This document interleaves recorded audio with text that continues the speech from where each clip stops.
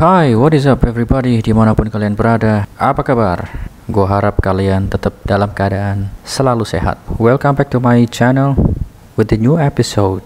Dan di episode kali ini gue mau ngomongin sedikit tentang Dodzilla, yang mana menurut gue untuk akhir-akhir ini hype-nya udah jauh lebih berkurang dari sebelumnya. Tapi tetap gue sarankan ke kalian buat selalu Dior, karena I'm not financial advisor and this video is not for financial advice. Do your own research sekali lagi guys, karena Dior itu penting. For the record ya, jadi berdasarkan coin market cap, the global crypto market cap untuk saat ini sitting down di angka 1,88 triliun US dollar, dan dalam kurun waktu 24 jam terakhir mengalami penurunan sebesar 1,21%.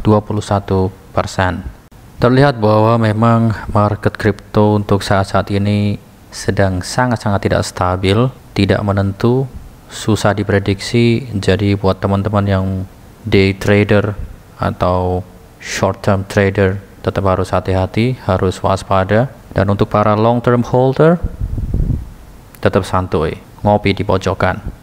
Yes. Oke lah teman-teman, kita langsung aja. Kita sudahi basa-basinya, langsung aja ke pokok inti pembahasan, yaitu Dodzilla. Seperti yang kita lihat di sini bahwa Dodzilla dalam kurun waktu 24 jam terakhir mengalami penurunan sebesar 6,74%. Oke, sekarang berubah 5,50%. Kemudian untuk volume perdagangannya pun juga mengalami penurunan sebesar 21,18%. Oke, untuk chartnya sendiri, ini gua ambil dari DEX tool di time frame 4 jaman. Di bulan Februari, ini adalah titik paling rendahnya. Harga paling rendah di bulan Februari ada di sini. Ini tanggal 1 Februari, dan pada saat itu ada spike di hari itu sampai di harga sini. Ini mengalami kenaikan sebesar sekitar 168,6%.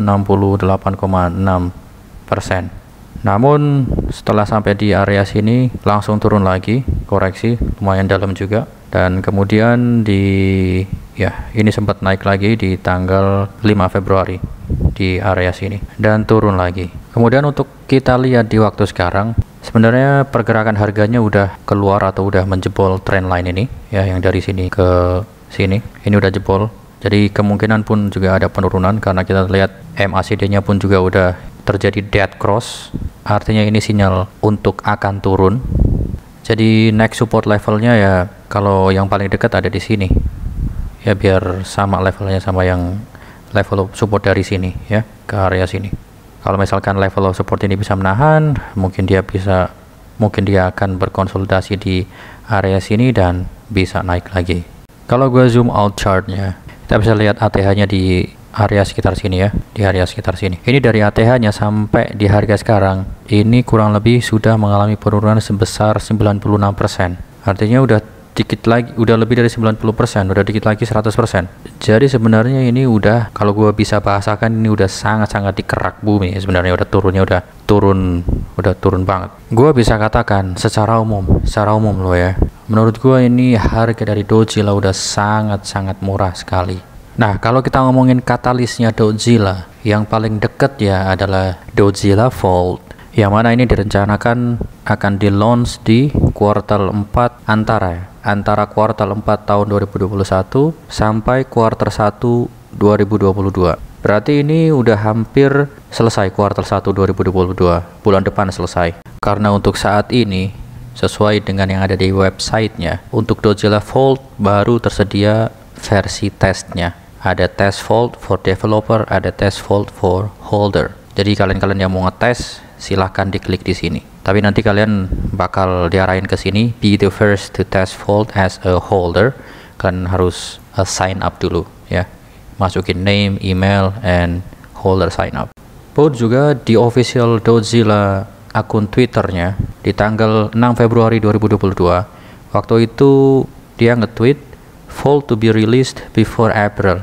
Harusnya memang seperti itu, harusnya, karena kalau sampai lebih dari bulan Maret, artinya menyentuh bulan April, berarti itu udah keluar dari roadmapnya. Yang mana di roadmapnya sendiri itu kan memang dijadwalkan antara kuartal 4 tahun 2021 sampai kuartal 1 tahun 2022, artinya sampai akhir Maret. Kalau melebihi itu ya nggak bisa berkata apa-apa lagi gua. Dan ini pun di white papernya Dozilla di version 2.0 yang diterbitkan di Desember tahun 2021. Kita lihat di sini pun juga untuk tahun 2022 kuartal 1 Fold app for iOS or Android and web platform. Jadi kita akan tunggu sampai akhir Maret. Artinya dari sekarang tinggal 1,5 bulan lagi. Pokoknya kita akan tunggu sampai situ karena itu akan memperlihatkan keseriusan dari Dozilla ini mengenai projectnya. Kalau misalkan sampai habis bulan Maret dan Dozilla Fold masih belum launching ya, well, kalian bisa jawab sendiri ya. Oke, dan kalau misalkan kita lihat Twitternya untuk official Dozilla, memang akhir-akhir ini sepi juga, nggak ada hal-hal yang berarti atau pengumuman-pengumuman yang skalanya besar. Jadi memang nggak terlalu banyak yang bisa kita bicarakan di sini ya. Artinya sebagai kesimpulan gue katakan untuk saat ini belum ada sesuatu yang bisa ngepam harga Dozilla karena secara hype pun juga menurun gitu kan.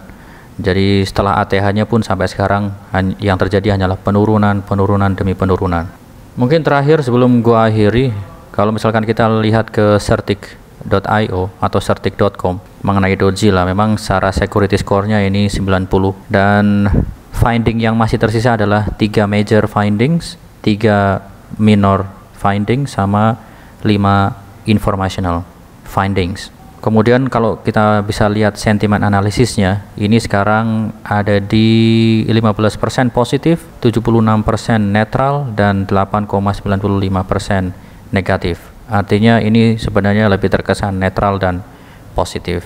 Oke lah teman-teman, sekian dari gua. Kita akan lihat bagaimana Dozilla developer akan mendeliver project-projectnya, dan ini nanti akan kita lihat di Dozilla Fold, yaitu project pertama dari Dozilla. Kita akan lihat kalau misalkan projectnya berhasil, kita bisa berekspektasi untuk project selanjutnya, yaitu ada Zilla First, ada Zilla Swap, ada Zilex, dan ada yang lain juga cross ya kan. Jadi kita berekspektasi dari sana. Dan kalau misalkan Dozilla Fold-nya nanti misalkan delay lama, kemudian hasilnya nggak begitu bagus ya, well, kedepannya nggak terlalu expect terlalu berlebihan untuk project yang selanjutnya. Jujur aja sih gue berpikirnya seperti itu ya, secara simpel. Mungkin dari kalian punya opini yang lain, silahkan tulis di kolom komentar di bawah. Oke teman-teman, sekali lagi sekian dari gue tekankan kalian harus do your own research. Kalau kalian masih pengen dengerin gue cuap-cuap, silahkan nantikan video gue selanjutnya. Gue selalu doakan kalian untuk tetap sehat. So, gue Setiawan undur diri. Thank you yang udah nonton, really appreciate that. Keep safe, keep healthy, don't forget to take a profit. Peace. Bye guys.